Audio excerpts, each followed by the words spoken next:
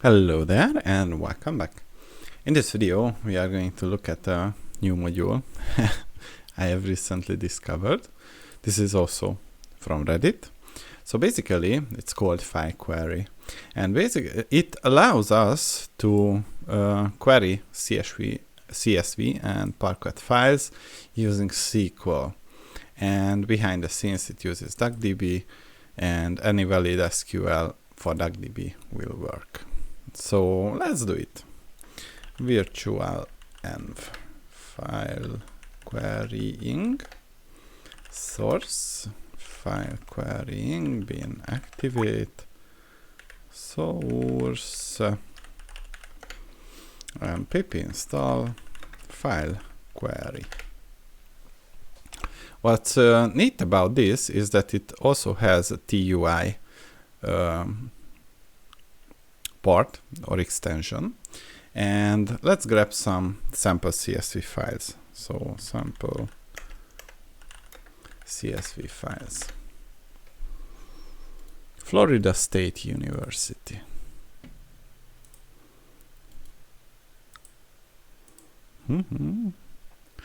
Okay, so cities, copy link, and we will download, I don't know, 2 of these, homes and cities. wget cities CSV and homes.csv. Okay, we have the files, and if it goes well, we should be able to query the file name. And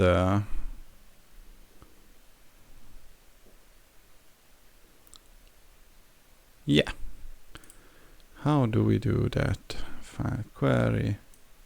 To use the TUI, querying your files, use the E flag. So file query cities.csv. And yeah, we have the cities. Select star from cities F9, and we have successfully run the query. This textual and TUI is a pretty decent framework that allows you to create basically graphical user interfaces inside your console. All right, and select, let's say, let D and let M from cities F9. There we go. So basically any valid SQL statement is going to work. How do we save and exit? F2 is the help. Control Q. Control C is the quit.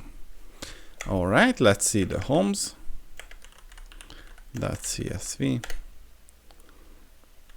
Select star from homes and run it. And there we go. These are the homes. And we should be able to query these with the command line. So technically, file query dash file name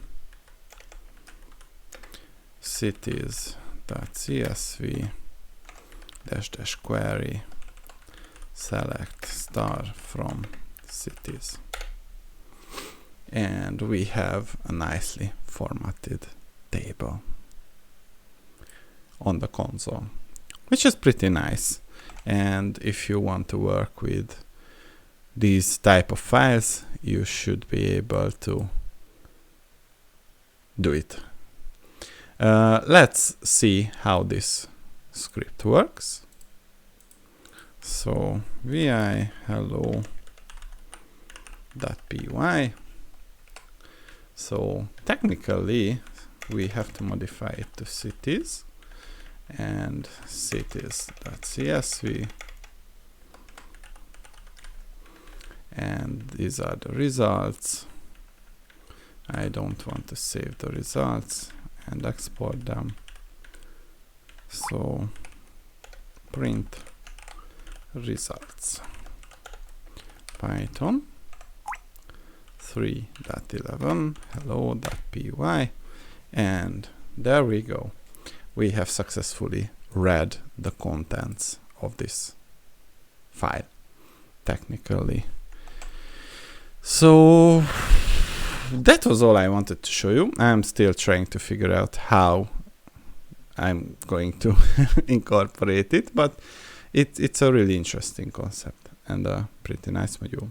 See you in the next one.